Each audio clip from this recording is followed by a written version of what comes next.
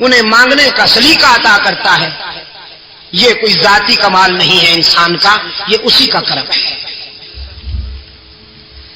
حضرت سلیمان علیہ السلام نے اپنے لشکر پر نظر ڈالی، ایک پرندہ غائب نظر آیا.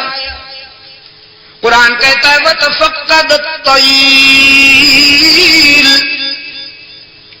فَقَالَ مَا لِيَ لَا أَرَى الْهُدْهُدَ أَمْ كَانَ مِنَ الْغَائِبِينَ.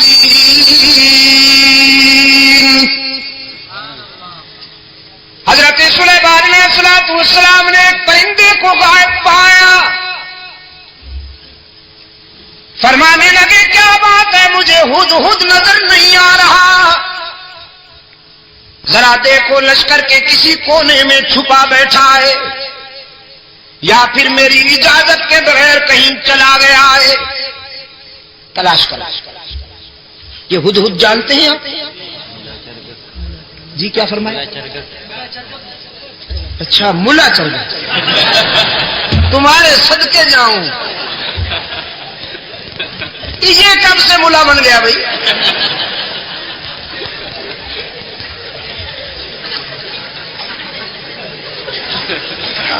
اور آپ کو یہ اتھارٹی کس نے دی ہے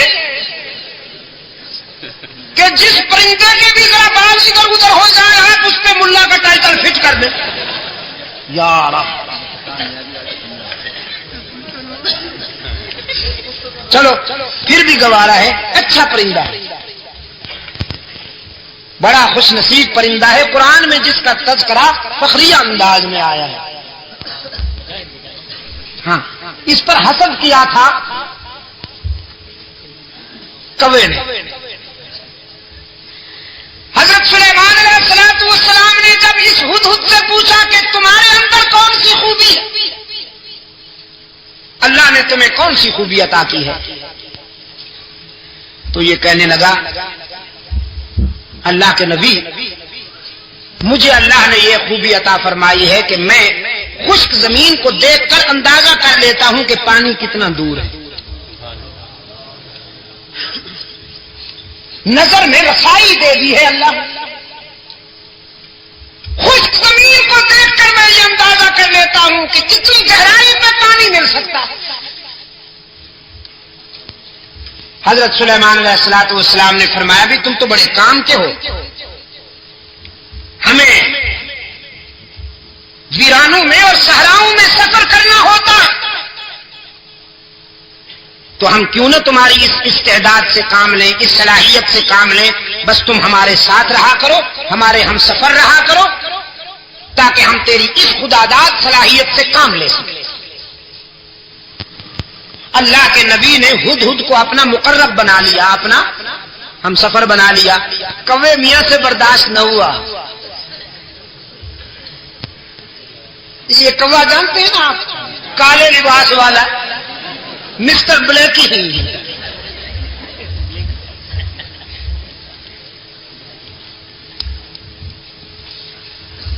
اس جنس سے ایسے فیصلے برداشت نہیں ہوا کرتے. اللہ کے رسول صلی اللہ علیہ وسلم نے صدیق اکبر کو اپنے پہلو میں سلا لیا. کبو کو برداشت ہوا نہیں ہوا. بڑی سخت تکلیف ہے بیچاروں کی. استغاثہ دائر کر دیا کوے نے ہدہد کے خلاف. اسکینڈل بنا لیا بدبخت نے.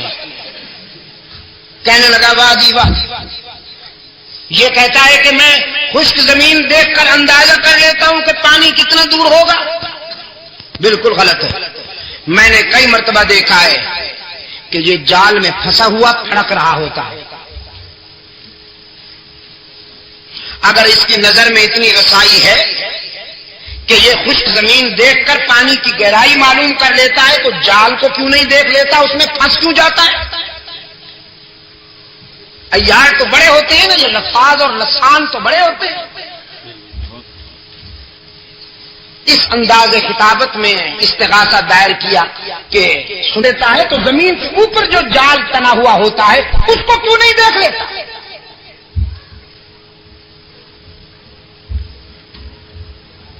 حضرت سلیمان علیہ السلام کی عدالت میں طلبی ہو گئی ہدہد کی کوا بھی برادری سمیت آ پہنچا.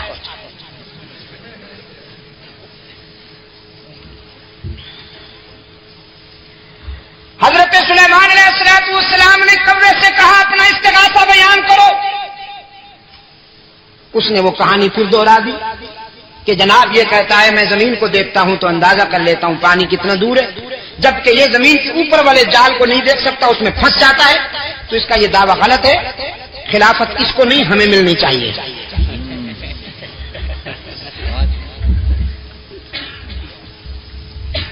مولانا رومی رحمت اللہ علیہ نے اس سوال و جواب کو منظوم کر دیا ہے اپنی مثنوی میں. مجھے افسوس ہے کہ وہ پوری تو مجھے نہیں آتی، ایک دو شعر حافظے میں رہ گئے ہیں، وہ عرض کر دیتا ہوں. ہدہد نے جب کوے کا استغاثہ سنا تو مسکرا دیا. فرمایا زاغ کو از حکم مولا منکر است، زاغ کو زاغ کو از حکم مولا منکر است، صد ہزاراں عقل دارد کافر است. یہ کوا جو لفاظی کرتے ہوئے میرے خلاف استغاثہ لایا ہے، اصل میں یہ میری صلاحیت کا منکر نہیں، اللہ کی تقدیر کا باغی ہے. وہ جو جال تنا ہوا ہوتا ہے جس میں میں پھنس جاتا ہوں، وہ میری نظر کی کمزوری نہیں ہوتی، تقدیر کی بالا دستی ہوتی ہے. من ببینم دام را اندر ہوا، من ببینم دام را اندر ہوا، تان پوشد چشم عقلم را قضا. میں ہوا کی اڑانوں میں جال کو دیکھ سکتا ہوں، لیکن تقدیر کی بالا دستی میرے شعور پہ پردے ڈال دیتی ہے. دیکھتا تو ہوں لیکن سمجھ نہیں پاتا، بالآخر جال میں پھنس جاتا ہوں. وہ میری نظر کی کمزوری نہیں ہوتی، اللہ کی تقدیر کا فیصلہ ہوتا ہے. سلیمان علیہ السلام نے فرمایا اخرج انک رجیم، دفعہ نکل جا. بکواس کی ہے تو نے، اللہ نے جب یہ استعداد عطا کی ہے تو تجھ سے برداشت کیوں نہیں ہوتی؟ کوے نے کہا جی جاتے ہیں، ناراض کیوں ہوتے ہیں؟ جاتے ہیں ناراض کیوں ہوتے ہیں؟ نکل جاؤ نا. جاتے ہیں جی. احتجاج کرنے کی تو اجازت ہے، پروٹیسٹ تو کریں ہم ذرا، تاریخ تو چلائیں آپ کے اس فیصلے کے خلاف. سلیمان علیہ السلام نے فرمایا قیامت تک چیختے اور چلاتے رہو گے، تمہارا منہ بھی کالا رہے گا، تمہارا جسم بھی کالا رہے گا. حسد کے مارے ہمیشہ حسد کے اندھیروں میں ڈوبے رہتے ہیں. اللہ جنہیں اپنے فضل و کرم سے نوازے وہ پیغمبر کے پہلو میں سوتے رہتے ہیں.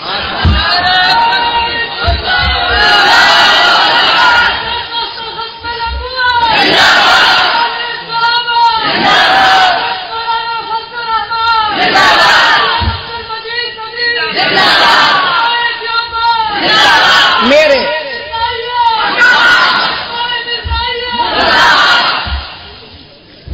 اچھا کچھ دوستوں کو نعرے کے ذریعے تقریر کا شوق ہوتا ہے، یہ بڑے ہوشیار ہوتے ہیں. یہاں تو انہیں ارشاد الحق وقت دیتا نہیں مائک پر، پھر نعرے کے ذریعے وہ بہرحال چھوٹی موٹی تقریر تھوڑے تھوڑے ٹکڑوں میں فرما ہی دیتے ہیں. تو میرے عزیز دوستو، ہدہد کے متعلق میں عرض کر رہا تھا. دیکھیے 12:30 پھر ہو رہے ہیں، تاریخ بدل گئی. میں نے کہا حضرت وہ اسلاف کی روایات تو یہ رہی ہیں کہ عشاء کے بعد بیان شروع ہوا صبح تک جاری رہا. لوگ کہتے ہیں شاہ جی رحمت اللہ علیہ عشاء کے بعد بیان شروع کرتے تھے، صبح تک جاری رہتا. تو میں نے کہا کچھ روایات ہماری بھی یاد رکھی جائیں گی. ہاں لوگ کہیں گے جی ایک مولانا عبد المجید ندیم شاہ صاحب ہوتے تھے, ہم خود ان جلسوں میں شریک ہوتے تھے, 9 تاریخ کو تقریر شروع کرتے تھے, 10 تاریخ تک جاری رہتی تھی. تاریخ بھی بدل گئی. تو میں یاد کر رہا تھا آپ کی خدمت میں کہ جناب ہدہد غائب پایا گیا, لشکر میں نظر نہیں آ رہا تھا. سلیمان علیہ السلام نے فرمایا ذرا دیکھو تو لشکر کے کسی کونے میں چھپا بیٹھا ہے یا میری اجازت کے بغیر کہیں چلا گیا ہے.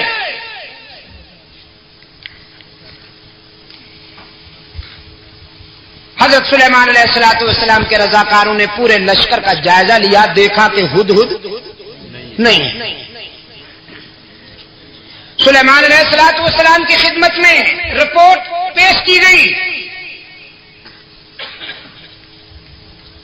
کہ اللہ کے نبی وہ واقعی یہاں نہیں ہے اور کہیں جا چکا ہے. فرمایا لَأُعَذِّبَنَّهُ عَذَابًا شَدِيدًا لَأُعَذِّبَنَّهُ عَذَابًا شَدِيدًا أَوْ لَأَذْبَحَنَّهُ أَوْ لَيَأْتِيَنِّي بِسُلْطَانٍ مُبِينٍ. چونکہ اجازت کے بغیر کہیں چلا گیا, اس فرار کی اسے سخت سزا دوں گا, ہو سکتا ہے کہ سزائے موت بھی دے دوں. اجازت کے بغیر چلا گیا ہے, سخت سزا ملے گی, سزائے موت بھی دے سکتا ہوں, لیکن پیغمبر تیری عظمت پہ قربان جاؤں, جلال کے ساتھ جمال کا پہلو بھی موجود ہے. فرماتے اولا یأتینی بسلطان مبین, لیکن صفائی کا موقع ضرور دیا جائے گا.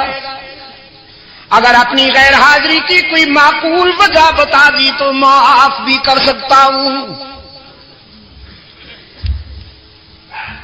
اور ہدہد جائزہ مشن پہ تشریف لے گئے, جائزہ مشن پر. ہوا کے جھونکوں نے پرواز کی اور جا کے اپنے پیر بھائی کو اطلاع دی, تو یہاں اڑانوں میں مصروف ہے, پیغمبر یاد کر رہا ہے, تجھے ناراض ہو رہا ہے, جلدی پہنچ ورنہ مارا جائے گا. نبی کا غضب کوئی معمولی بات تو نہیں. قرآن کہتا ہے فَمَكَثَ غَيْرَ بَعِيدٍ, تھوڑی دیر ہوئی کہ ہدہد ہوا میں کلا بازیاں کھاتا ہوا اللہ کے نبی کی بارگاہ رحمت میں آ پہنچا اور اپنا صفائی کا بیان دینے لگا. احطت بما لم تحط به وجئتك من سبأ بنبأ یقین. کہنے لگا اللہ کے نبی میں کوئی عیاشی کے لیے نہیں گیا تھا, جشن آزادی منانے کے لیے نہیں گیا تھا. محسوس نہ کرنا عزیز دوستو, میں پھر آ گیا ہوں وہیں. جی ایودھیا پوائنٹ پر. آئی ایم ویری سوری, میرا جی نہیں چاہتا میں اس طرح کی غلیظ باتوں کو چھیڑ کر اپنا ذوق مجروح کروں, لیکن زاغوں کے تصرف میں عقابوں کے نشے میں قصر آزادی میں بیٹھ کر چونچلے کرنے والے, اللے تللے کرنے والے, یہ وہ ناخلف ہیں کہ تحریک آزادی میں قربانیاں دینے والوں کی روح تڑپ اٹھی ہے. ماشاءاللہ ہمارے بعض دوستوں نے اس موقع پر قومی غیرت کا ثبوت دیتے ہوئے وزارت سے تو انہیں نکال دیا, ان کا ریزائن لے لیا. بڑی اچھی بات. لیکن ذرا اس شریف آدمی سے بھی تو ریزائن لو جو رنڈیوں کو قومی اعزازات دیتے ہوئے نہیں شرماتا اور اسلام کا نام پھر بھی لیتا ہے وہ بے حیا۔ رنڈیوں کو، طوائفوں کو قومی اعزازات دیتا، وہ قومی اعزازات کہ جس پر شرفاء کا حق ہے، وہ قومی اعزازات کہ جس پر قرآن اور سنت کے شیدائیوں کا حق ہے، وہ قومی اعزازات کہ جس پر قومی اور ملی سفر میں قربانیاں دینے والوں کا حق ہے۔ میں آپ سے پوچھتا ہوں، یہ فلم سٹار جو ہیں، فلمی اداکار جو ہیں یا اداکارائیں جو ہیں، یہ قوم کے محسن ہیں یا قوم کے قاتل ہیں؟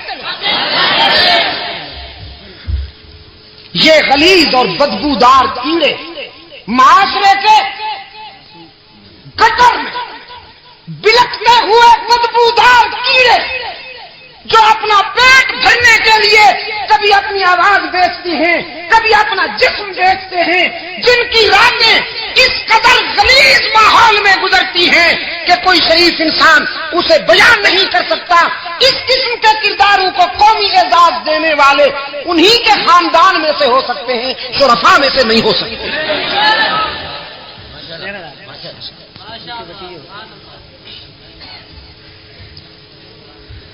ایوب تنولی صاحب نے کوئی انوکھا جرم تو نہیں کر لیا، جب بڑے طوائفوں کو اعزازات دیں، طبلہ سرنگی بجانے والوں کو تھپکی دیں، شاباش شاباش، تو الناس علی دین ملوکہم، دوستو چھوٹے بڑوں کی تقلید کیا کرتے ہیں۔ لگا دیجئے پھر مجھ پہ پابندی، لگا دیجئے مجھ پہ کل سے پابندی پھر، لیکن میری تقریر طب یار کو بے چین کرتی ہے، سبب یہ ہے وہی کہتا ہوں جو دل پر گزرتی ہے، جو دل پر گزرتی ہے وہ کہوں گا۔ میں ان ڈبل سائز ملاؤں میں سے نہیں جن کی نظر تمہارے ہاتھوں میں مچلتے ہوئے راست پہ رہتی ہے۔ الحمدللہ میں ان کرداروں کا نام لیوا ہوں کہ جو حکمرانوں کی چشم غضبناک کو دیکھ کر اللہ کی رضا اور خوشنودی تلاش کیا کرتے ہیں۔ نعرہ تکبیر، نعرہ جوبان،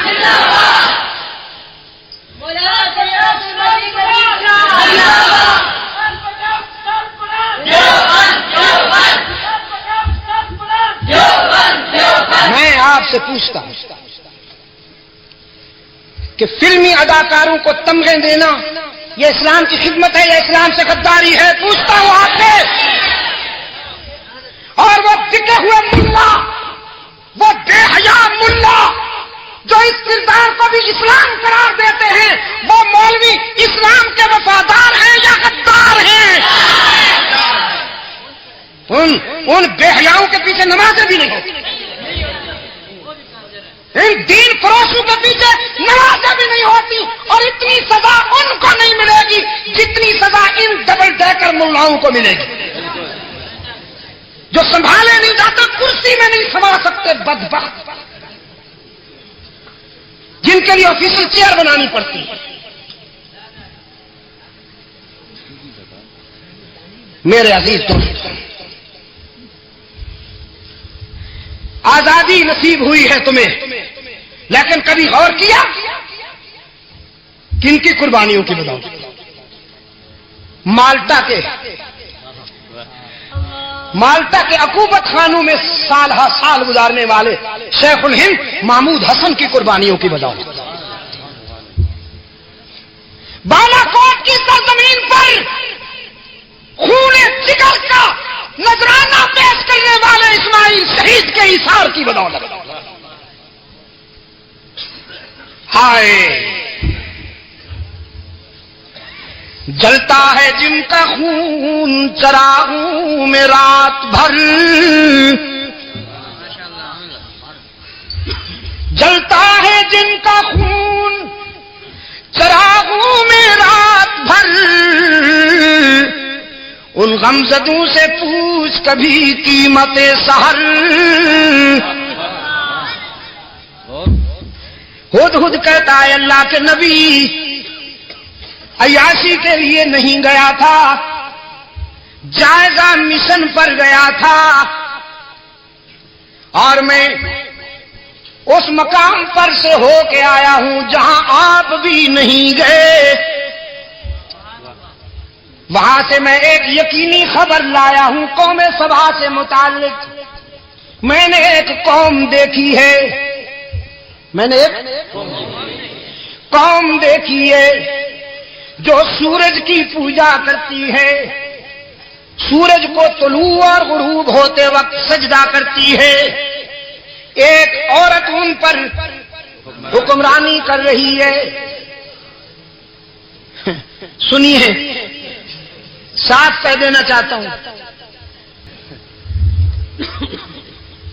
ایک قوم دے کر آیا ہوں،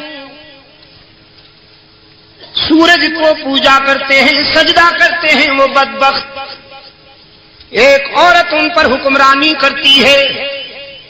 تو اللہ کے نبی آگے بڑھنے سے پہلے اس قوم کا پوسٹ مارٹم کر لینا چاہیے۔ یہ زنخی قوم، یہ زن مرید، جنہوں نے ایک عورت کو سربراہ بنا رکھا ہے، پہلے ان کی طبیعت ٹھیک کر لینی چاہیے، پھر آگے بڑھیں گے۔ سلیمان علیہ السلام نے فرمایا بھئی واقعی تو بڑا عجیب ہے، کیسی عجیب خبر لائے ہیں۔ فرمایا ایسے یلغار نہیں کرتے، دیکھو پیغمبر کا انداز دیکھو، پیغمبر کی عسکری مہم میں بھی رحمت کار فرما ہوتی ہے۔ فرمایا پہلے خط لکھتا ہوں بلقیس کے نام، جاؤ میرا خط پہنچاؤ اسے، اگر وہ